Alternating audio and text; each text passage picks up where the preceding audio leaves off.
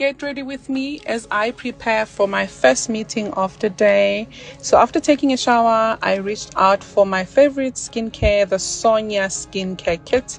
I love Sonya because it's so gentle on my face. My face is a bit of both, not too oily, not too dry. It is a bit of a combination. So Sonya does the things on my skin. So inside the bag, we've got our Sonya Soothing Gel Moisturizer. The bag is also gorgeous, hey? And we also have our Refining Gel Mask, which is an overnight mask that you can use at night before you go to bed and then rinse it out in the morning. Isn't that amazing?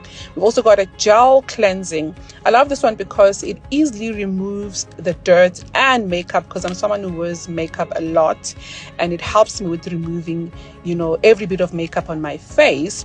And then, of course, after washing my face with cold water, I then pat my face dry, then reach out for my illuminating gel.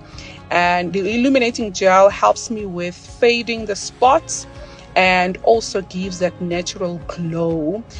For final touches, I then applied my Soothing Gel Moisturizer, which helps a lot with hydration and, of course, a moist and dewy complexion.